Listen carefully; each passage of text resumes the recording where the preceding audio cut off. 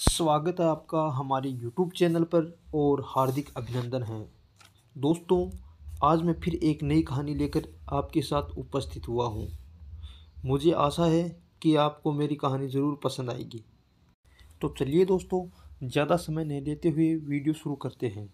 दोस्तों, आज की जो हमारी वीडियो है वह है कि हमारे देश भारत में एक ऐसा मंदिर भी है जहाँ लकड़ी की प्रतिमा बनी हुई है, यानी लकड़ी की मूर्ति बनी हुई है। तो चलिए दोस्तों, मैं आपको बताता हूँ वह मंदिर कहाँ पे है और किसने बनाया था ये मंदिर। ये जानकारी मैं आपको बताऊँगा। दोस्तों, आपने चारों धामों के बारे में तो सुना होगा, तो चलिए मैं आपको बताता हूँ चारों धामों के बारे में।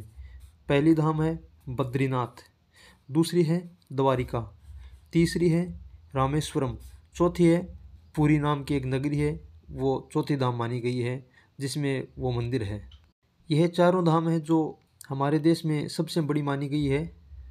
तो दोस्तों, जो पुरी नाम की दो धाम है, जो उस पुरी में एक मंदिर बना हुआ है जगन्नाथ जी महाराज का। तो उस मंदिर का रहस्य है वो मैं आपको बता रहा हूँ। दोस्तों, यह मंदिर भगवान श्री कृष्ण को समर्पित है। उस मंदिर में तीन मूर्तियाँ बनी हुई है। पहली है श्री कृष्ण जी की, और दूसरी है उनके बड़े भाई बलराम जी की, और तीसरी है उनकी बहन सुभद्रा की। यह तीनों मूर्तियां हैं वो वहाँ पर विराजमान हैं। श्रोताओं, इस मंदिर का इतिहास एवं जानकारियाँ कई वेदों व शास्त्रों में वर्णित है, यानी कई शास्त्रों में बताई गई है।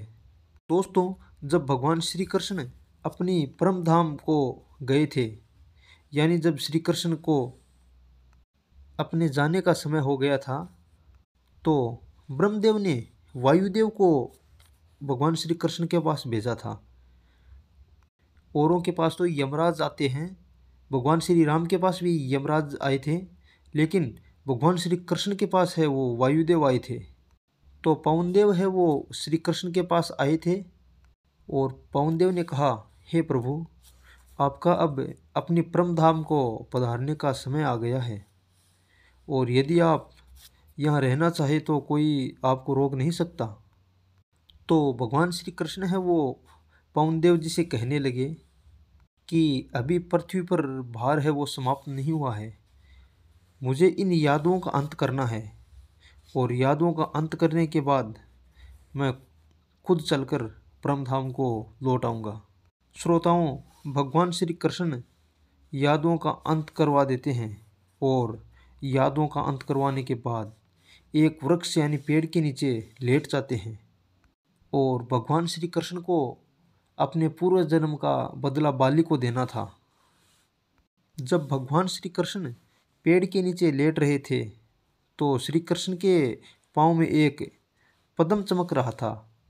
तो बाली ने भगवान श्री कृष्ण को दूर से देखा तो सोचा कोई मनुष्य है और मृत अवस्था में पड़ा है। तो बाली ने बाण चला दिया भगवान श्री कृष्ण पे, और इस तरह से बाली के हाथों से भगवान श्री कृष्ण की मृत्यु हो गई। तो भगवान श्री कृष्ण का दाह संस्कार पांडवों ने ही किया था। तो भगवान श्री कृष्ण के शरीर का एक भाग जला नहीं था, और वह भाग एक नदी से होते हुए समुद्र में जा पहुंचा। और उधर बलराम जी का भी शरीर है वो वहीं समुद्र में ही होता है, क्योंकि बलराम जी ने अपना शरीर है वो समुद्र में ही त्यागा था। तो दोस्तों, दोनों के शरीर है वो एक जगह पर मिल जाते हैं, और एक विशाल यानी बड़े एक लकड़ का रूप बना लेते हैं वह दोनों शरीर मिलकर। और वह लकड़ समुद्र से बहता हुआ पुरी की तरफ आ रहा था, और पूरी नगरी थी, वहाँ पर एक राजा रहता था। जो राजा राज करता था उसका नाम इंद्रदुम्न था। इंद्रदुम्न नाम का राजा राज्य करया करता था। तो उस राजा को भगवान श्री जगन्नाथ ने सपने में आकर के कहा था कि हे राजन, तुम मेरा इस पूरी नगरी में एक भव्य मंदिर बनवाओ, आपका नाम समस्त लोकों में फैल जाएगा। तो दोस्तों, उस राजा ने भगवान श्री जगन्नाथ जी की प्रेरणा से यानी सपने की वजह से भगवान श्री कृष्ण या कहे नीलमाधव, तो नीलमाधव जी की प्रतिमा को खोजने की तलाश में निकल गए और राजा को है वो वह प्रतिमा मिल गई। परंतु उस प्रतिमा को राजा के एक भी मंत्री और एक मंत्री था, तो उस मंत्री ने चुरा करके जगन्नाथ मंदिर के पास ला करके रख देता है। परंतु वह प्रतिमा वापस उसी स्थान पर चली जाती है। जब एक दिन फिर राजा ने सोचा कि भगवान जगन्नाथ ने मुझे एक लकड़ के बारे में बताया था कि उस लकड़ में से आप मेरी प्रतिमा बनाइए, तो राजा ने उस लकड़ को खोजना आरंभ कर दिया और वो लकड़ भी समुद्र में राजा को मिल गया। श्रोताओं, राजा को वह लकड़ मिल जाता है, परंतु राजा की पूरी सेना उस लकड़ को हिला नहीं सकी। यानी पूरी सेना है वो पूरा बल लगा लिया, लेकिन वो लकड़ है वो हिल नहीं सका। तो राजा ने अपने कारीगरों से कहा कि इस लकड़ पर यहीं पर प्रतिमा बना दो। राजा ने अपनी नगरी से कई बड़े बड़े कारीगर बुलवाए थे, लेकिन उन कारीगरों के कोई भी औजार हथियार है वो काम नहीं किया था।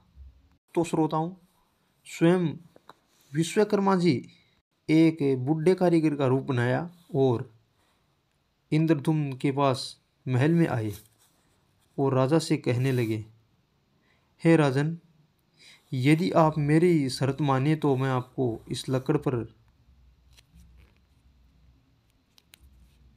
बहुत अच्छी प्रतिमा बना दूंगा। और राजा इंद्रधुम्न इस जो विश्वकर्मा जी है वो बुढ़े का रूप बनाकर कारीगर के रूप में आए थे, तो उसकी बात को मान लेते हैं। और उस बुढ़े कारीगर की यह शर्त थी कि जब मैं इस प्रतिमा का निर्माण करूंगा, यानी उस प्रतिमा को मूर्तियों को मैं बनाऊंगा, तो मेरे पास कोई नहीं होना चाहिए। ना तो आपकी सेना होनी चाहिए, ना कोई आपका मंत्री, और ना आप स्वयं होनी चाहिए। तो श्रोताओं, उस बुढ़े कारीगर की बात इंद्रधुम्न है वो मान लेते हैं और स्वयं विश्वकर्मा जी उस लकड़ में भगवान जगन्नाथ जी की प्रतिमा का निर्माण करते हैं, जिसमें श्री कृष्ण जी और बलदेव जी और उनकी बहन सुभद्रा तीनों की प्रतिमा निर्मित की गई थी। उन प्रतिमाओं को मंदिर में स्थापित किया गया और राजा इंद्रधुम्न ने वहाँ पर एक बहुत बड़ा विशाल मंदिर बनाया। श्रोताओं, इस मंदिर से जुड़ी कुछ रहस्यमय बातें हैं जो मैं आपको बता रहा हूँ। इस मंदिर का जो पहला रहस्य है वो है, उस मंदिर के पास में बहुत बड़ा समुद्र है, लेकिन वह समुद्र उस मंदिर की वजह से बिल्कुल शांत रहता है और जो समुद्र का शोर है वो बिल्कुल मंदिर के अंदर नहीं सुनाई देता है। तो दोस्तों, मंदिर का दूसरा रहस्य है कि उस मंदिर की जो मुकुट्टी है, उस मुकुट्टी की कभी छाँव नहीं बनती, यानी परछाई है वो नहीं बनती है। मुकुट की जो परछाई बनती है वो कभी नहीं बनती है उस मंदिर की। और दोस्तों, इस मंदिर का तीसरा रहस्य है वो है जो उस मंदिर की जो ध्वजा है वो हमेशा विपरीत दिशा में लहराती है। यानी कि पूर्व दिशा से अगर हवा चलती है तो उसकी ध्वजा है वो पश्चिम दिशा में जाती है। यानी कि जिस दिशा से हवा चलती है वह ध्वजा है वो उस हवा के सामने ही लहराती है। और दोस्तों, चौथा रहस्य है, उस मंदिर के मुकुट पर एक सुदर्शन चक्र लगा हुआ है और उस सुदर्शन चक्र की विशेषता है कि उसे किसी भी दिशा में खड़े होकर देखो तो उस सुदर्शन चक्र का मुंह है वो हमारे सामने ही होगा। चाहे किसी भी दिशा में खड़े होकर देखो तो उनका जो सुल्टा जो पासा है, यानी साइड, मारवाड़ी में पासा बोलते हैं और हिंदी में साइड बोलते हैं, वो है अपने सामने ही दिखाई देगा, चाहे आप किसी भी दिशा में खड़े होकर देखो। तो दोस्तों, यह उस मंदिर की विशेषता है और रहस्य भी है।